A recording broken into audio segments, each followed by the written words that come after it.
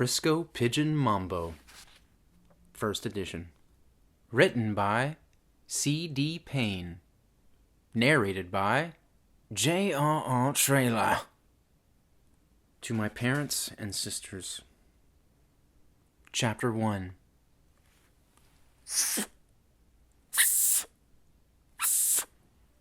Heard the latest rumor? Asked Petey, puffing placidly on the Dragomatic. The word is we're actually pigeons.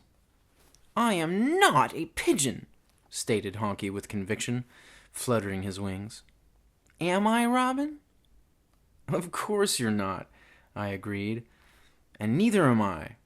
I don't know where Petey gets such preposterous notions. Petey coughed, expelling a millet seed, then spoke.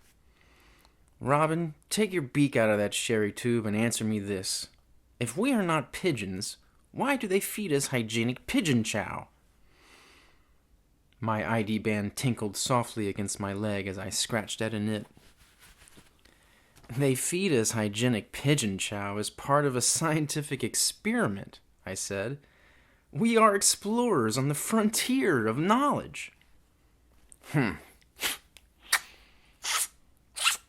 Snorted Petey, puffing away. An experiment designed to prove exactly what? I suppose that humans can thrive on pigeon chow, I replied. I find it quite satisfying, especially served with a nice dry sherry. Me too, agreed Honky. Besides, I noted, why would Dr. Milbreen name a pigeon Robin? That would be too absurd. Why did he name you Robin? Asked Honky. I think he was inspired by the russet tinge of my feathers, I explained. Robin is, I believe, Latin for red. And why was I named Honky? Inquired my pal. Is it because my feathers are pure, stark, unadulterated white? Exactly so, I replied. Honky is Latin for white, just as Petey is a common colloquialism for grossly corpulent. Your scholarship is as miserable as your puny physique, replied Petey, puffing sedately. Petey! Snapped Honky. Don't bogart the Dragomatic. Okay, keep your feathers on. Petey edged his porcine bulk over the perch. He is a broad, gray-feathered fellow with a prodigious appetite for tobacco, sunflower seeds, and, so he thinks, knowledge. What are we smoking today? I asked, sipping from my sherry tube. Chester Boggs, answered Honky, blowing smoke rings at Petey's head. Damn, I prefer Calms, I said. I wonder what brand Sam Spade smokes. Lovely Marianne, our favorite lab assistant, has been reading to us from The Maltese Falcon, a book she's studying in class. She's an English major, which Petey says is a British military officer of middle rank. She certainly looks wonderful in her uniforms. She has downy fine golden feathers, slender, nearly nude wings, and an attractively prominent bifid breast. Marianne is reading to us to take our minds off Wallace, our cage mate who died recently. What a shock. We woke up one morning and there he was, down on the soiled litter paper, with his toes in the air, stiff as a cuttlebone. Later, I heard Dr. Milbreen tell Marianne to dissect his cardiovascular system and centrifuge his liver. I imagine that is some sort of solemn funeral rite. I only wish we'd been invited to the services. A shady character named Joel Cairo just offered Sam Spade $5,000 for a statuette of a blackbird, then pulled a gun on him. Fortunately, Mr. Spade wrestled away the pistol and knocked the fellow unconscious. I'd love to pursue an exciting career as a detective, though I'm not entirely clear what such a vocation entails. Modern writers are so lax in defining their terms. What exactly is $5,000? And how similar is Apartment 1001 at the Coronet to a stainless steel laboratory cage? I hope the author intends to explicate these mysteries soon. I'm feeling a little edgy today. Petey is monopolizing the Dragomatic again. I can't understand why everyone has his own personal sherry tube, but we're forced to make do with just one Dragomatic. Petey theorizes that Dr. Milbreen is trying to induce stress in our lives. But why would he want to do that? The man is like a father to me. Dr. Eli Milbreen is a world-renowned professor of biology at the University of California at Berkeley. Petey, Honky, and I are elite volunteers assisting him with his research as part of Test Group C. We're obliged to smoke cigarettes, drink sherry, and consume regulated quantities of hygienic pigeon chow. Group B residents, in the next row over, have to do their seed munching and smoking entirely sober. Group A subjects are even more deprived. All they're permitted to do is dine on hygienic pigeon chow and go up on the roof periodically for something called fresh air. I don't know why they're called the control group. They have so little control over their own happiness.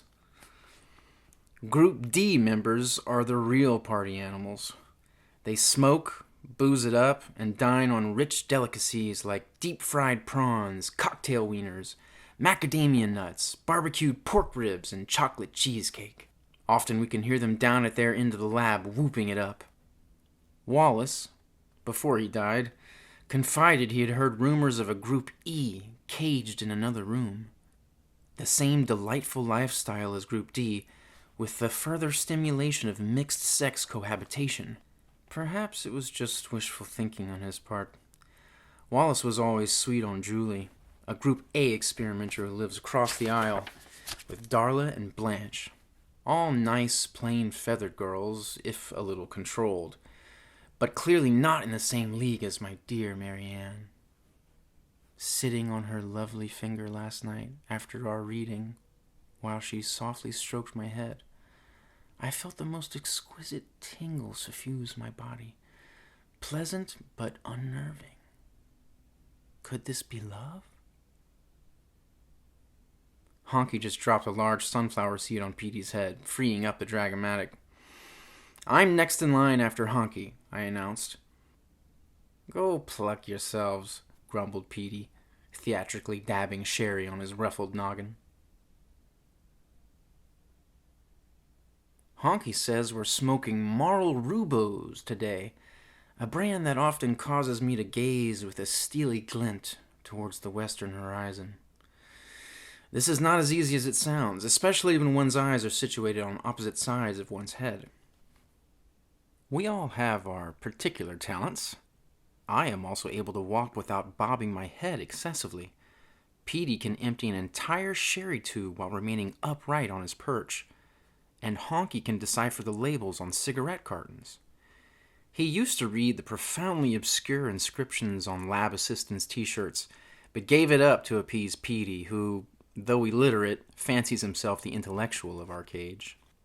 It's hard for a self-acknowledged egghead to confess he is as perplexed as the rest of us by the phrase, "Young dickheads, total pillage, world tour." Dr. Milbreen has just made his daily rounds through the lab. "Hello, men," he said, stopping at our cage and making notations on his clipboard. "How are we today? Any signs of a palsied tremor or hacking cough?" Dr. Milbreen is so solicitous of our welfare. He's a true man of the people, even though he's on everyone's short list for the Nobel Prize. Every time the lab phone rings, I expect it's long distance from Stockholm. Usually, though, it's Eldon, our flunky day shift lab assistant, calling in to say he overslept. I'm smoking heavily today. My nerves are on edge. Last night in Sam Spade's apartment, that slimy Joel Cairo got into a fight with nice Bridget O'Shaughnessy. As the quarrel escalated into violence, 2 police detectives arrived and threatened everyone with arrest. Now Mr. Spade's being followed by a sullen youth with a gun. Petey says adolescents are the price parents pay for the pleasures of procreation. I must weigh this carefully before making further advances toward Marianne. Yesterday I sat on her shoulder and nuzzled her silken perfumed ear. Wonderful! Damn, the butt got stuck in the ejector impeller. Now the Dragomatic's jammed. If slothful Eldon doesn't shuffle by in the next 2 minutes, someone's going to get his root anatomy pecked the next time he opens this cage. "Hi, Robin," called a voice from the Control Group A cage. "Oh, hi, Darla," I replied distractedly. "You sound like you're sober today, Robin." She's right. In my agitated state, I'd been neglecting my sherry tube. I took an emergency swig. "The roof was beautiful this morning," she continued. "A gray haze lifted, and you could see all the way to the Golden Gate." "Was it open?" I inquired, making an effort to appear interested. "Was what open?" she asked. "There's no point in talking to him, Darla," sniffed Blanche. "The fellow's drunk. They're all a bunch of cage-bound, inebriated, nicotine-breathed rubes." "The sweetest music on earth," noted Petey. "The prim condemnations of the self-righteous prude." "Hear, hear," said Honky. "Can I buy you fellows a drink?" We turned our backs to the ladies and bellied up to our beverage taps. Down the aisle, the Group D gang was crunching noisily into a bag of fried pork rinds.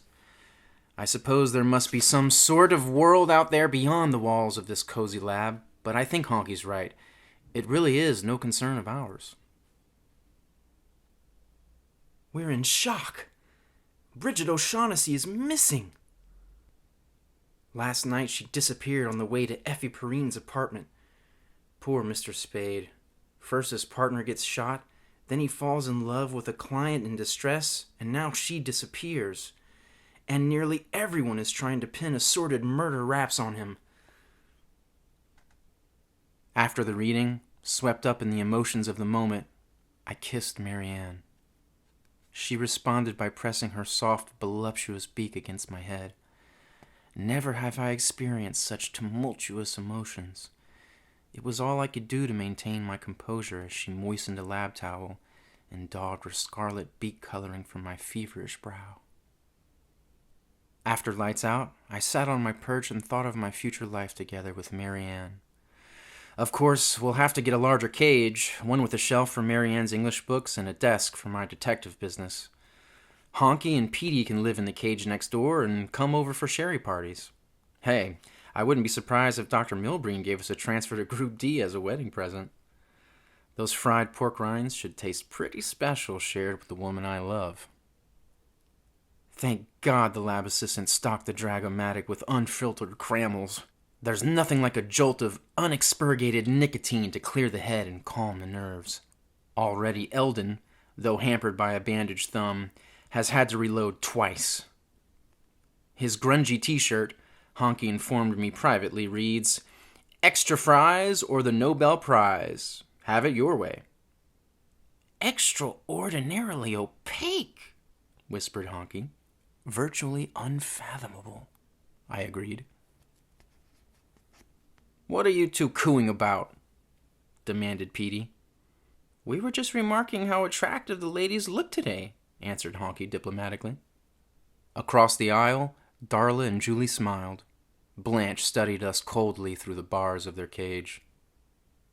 "It's degenerates like you," she observed, "who put a permanent crimp in a girl's nest-building instincts." "Glad to hear it," commented Petey, not withering under her icy glare. "Child-rearing is such a juvenile pastime." "I'm feeling a bit on edge today," remarked Honky, sipping from his sherry tube. "So am I," I whispered. "I feel anxious and restless, very unsettling. It's worse when I gaze longingly upon dear Marianne." "She's very attractive," agreed Petey, "except for her feet." "I'm highly attracted to bright red feet," said Honky, admiring his own lumpy carmine toes. "Marianne has regrettably hideous feet. Did you see her yesterday in those open-toed sandals?" I did, I must confess. Her feet were shockingly pale and smooth. Hardly a bump or nodule to captivate the eye. Then again, none of us is perfect. One must not dwell on the shortcomings of one's love. I myself am not as tall or broad-shouldered as one might wish, nor am I as handsome as Zeb, short for Zebulon, of Test Group D, with his dark, shimmering feathers and film star good looks. Robin has very attractive feet, commented Darla. They're wonderfully red and knobby. Very scaly, too. She's right, of course. How nice of her to notice.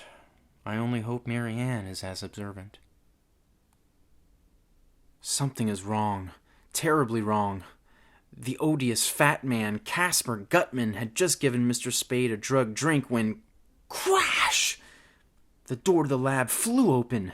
Dropping her book in surprise, Mary Ann leaped up as a half-dozen masked, black-garbed intruders swept into the room.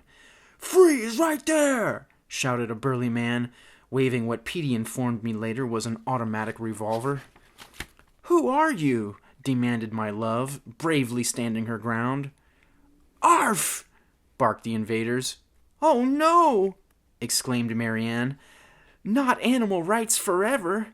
"Yes!" affirmed the man. "We are liberating this lab." "You can't!" pleaded my sweetheart.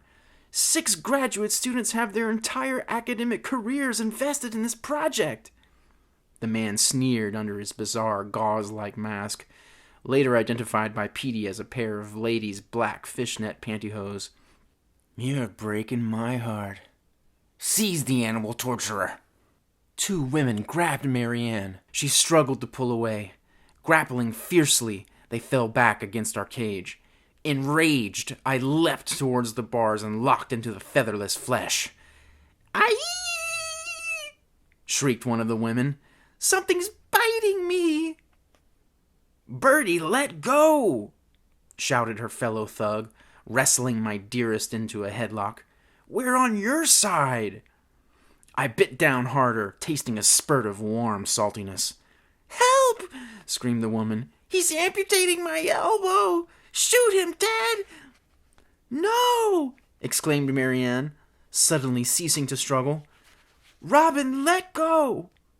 Exerting all my strength, I squeezed my jaws in one last ferocious bite, then released my grip. The woman sobbed and pulled away, clasping her injured wing. "Damn, I'm bleeding!" "Serves you right," muttered my love, right before a male invader slapped a length of thick tape across her sweet beak. Rudely, the female thug bound Mary Ann's silken wings behind her back with the dragomatic cord. "Okay, cover the cages," commanded Ted, the gun-toting leader. "Let's start moving them out." What's happening?" whimpered Honky, cowering in a heap with Petey under the pigeon chow tray. Before I could reply, a black cover descended over our cage, blotting out the light, as the only home we'd ever known began to swing and pitch violently. "Earthquake!" shouted Honky, a whirlwind of panicked fluttering in the tumultuous, all-encompassing blackness. "No, it's not," gasped Petey, rebounding heavily against the bars with every bounce. "They're taking us somewhere." "This is an outrage!" shouted Zeb from the Group D cage. "We haven't finished our fried pork rinds!" "I fear the worst," groaned Petey. "We're all going to be viciously slaughtered." "Robin, where are you?" called a faraway voice that sounded like Darla's. "Robin!" "Here I am," I sang, receiving no reply. "Don't be afraid!" Suddenly, we were enveloped in frigid air. Metal doors slammed shut, a rumbling mechanical sound roared, and we began to move. "We're being kidnapped!" I shouted. Yes, I realized with horror, we were being plucked from our loved ones, just as heroic Samuel Spade had been wrenched from his own dearest Bridget. Chapter 2. "I'd kill for a cigarette," muttered Honky. "I'd peck my grandmother bald for a drink, remarked Petey. I'd give up all my earthly goods for one crummy sunflower seed, I swore. You don't have any earthly goods, sneered Petey. And where the hell are the lab assistants? This place looks like it hasn't been cleaned in years. Yeah, agreed Honky, anxiously peering around. When do they turn on the heat? My feet are close to frozen and there's an icy draft blowing up my tail feathers. We were huddled in the darkness under a grimy metal box inscribed on the side, according to Honky, with the words, U.S. Mail. Moments before, the kidnappers had screeched to a halt, pulled us rudely from our cage, and clipped off our metal leg bands. Abandoning us in the lonely night, they climbed back into their white motorized box and drove off with our friends into the misty blackness. Robin, I have this tremendously urgent desire to return home, confessed Honky. Of course you do, I replied. We all do. It's only human. Look, said Petey. Some liquid is starting to fall from overhead. Maybe it's a dry domestic sherry, I exclaimed. As one, we rushed out and opened our beaks to the heavens. A disappointingly familiar liquid splashed into my eyes and down my throat. Bath water? Spat Petey, incredulous. We don't get baths in the middle of the night, protested Honky. Don't they know the damn schedule? Expectorating violently, we scurried back under the sheltering box as the wretched dribbling intensified. Help me, guys, cried Honky. I've got something gross stuck to my toe. Pecking gingerly, Petey dislodged a pale lump from Honky's left foot. What is it? Asked our alarmed companion. Is it alive? It's a cigarette butt, I exclaimed. You're right, Robin, said Petey. Too bad someone flattened it. But we could still smoke it, said Honky excitedly. We could if we had some way to light it, answered Petey. I don't see any Dragomatics around here. Wait a minute, I said, thinking out loud. Eldon used to light his cigarettes with a match. That's it, said Honky. We need a match. Excuse me, sir, I called to a small bird-like figure, possibly a pigeon, loitering across the way in a doorway. Excuse me. You talking to me? He grumbled, fluffing his dingy feathers. Yes, do you by any chance have a match? Sure, your face and a seagull's backside. I exchanged glances with Honky and Petey as the fellow chortled convulsively. Sir, I think you misunderstood me, I said. We need a match to light our cigarette. It's urgent, added Honky. The fellow stopped laughing. You dudes aren't from around here, are you? No, I replied. We're from Berkeley. Oh, college boys, he sneered. I might have known. I don't think he has any matches, said Petey. Sir, I called, can you tell us where we are? You're in the big town, boys, San Francisco. San Francisco? We exclaimed. And how do we get to Berkeley? Asked Honky. Cheat, the stranger replied, guffawing anew at his dismal jest. The fellow is an imbecile, whispered Petey. I decided to try one more approach.